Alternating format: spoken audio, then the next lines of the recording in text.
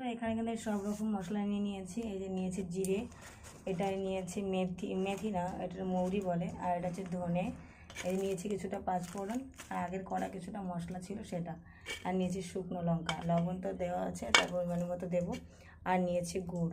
এটা আমি আগেই মশলাটাকে ভেজে গুঁড়ো করে নেব মিক্সিতে। এই যে আর তার জন্য উনুন ধরানো হয়ে গেছে, আর আমি এটা ভাজা করে নিই। তো চলো দেখতে থাকো আমার পুরো ভিডিওটা, আশা করি ভালো লাগবে। দেখো বন্ধুরা, ভাজা কিন্তু আমার কমপ্লিট। এটাকে আমি এখন নামিয়ে নিচ্ছি। এই কড়াইতে একবারে বসিয়ে দেবো একটু তেল দিয়ে। চলো দেখো,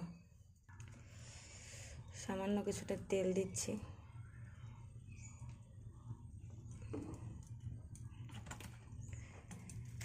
দিয়ে দেবো কিছুটা পাঁচফোড়ন,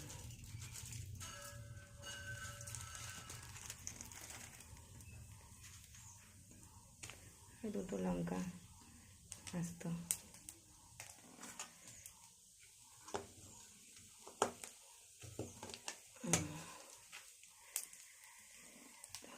এই তেলের উপরে আমগুলো দেখো এবার দিয়ে দেবো।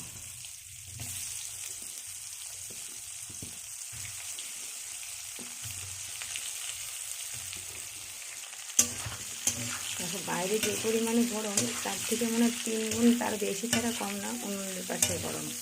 তাই এটা বানাতে এসে কত পরিমাণে যে কষ্ট হচ্ছে আমি জানি। এবার খেতে তো স্বাদ করে খেতে গেলে তো বানাতেই হবে, তাই চলে এসেছি বানানোর জন্য। তো দেখো এটা হতে থাকুক, আর ওইদিকে আমি মশলাটা গুঁড়ো করে নিয়ে আসি। এটা এখানে হোক, এটা কিন্তু মিষ্টি আচার বানাবো, তাই দেখো এপাশে কিন্তু এটা হতে থাকুক। চলো গুঁড়োটা করে, গুঁড়োটা কিন্তু আমার হয়ে গেছে, গুঁড়ো করে নিয়ে চলে আসলাম। আর এটা সেন্টটা নিতে গিয়ে আমার নাকে সম্পূর্ণ ঢুকে গেছে, এখনও দেখো হেঁচে আসছে।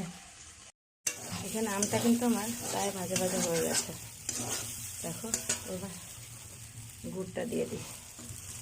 এটার মধ্যে কোনো জলের ব্যবহার করব না, এরকমভাবেই হবে। গুড়ের থেকে যে জলটা বেরোবে ওই জলটা দিই, যেটা হয় সেটা হয়ে যাবে। আমি কিন্তু কখনোই এরকম আচার বানাইনি, এইবারই বানাচ্ছি।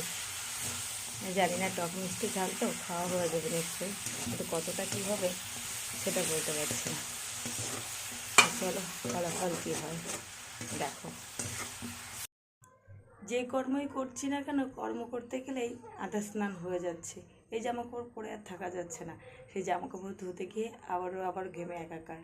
এই দেখো চলে এসেছি এই যে আচার বানানোর জন্য। আচার বানাতে এসেছি, এদিকে আমার চারে চার হয়ে যাচ্ছে।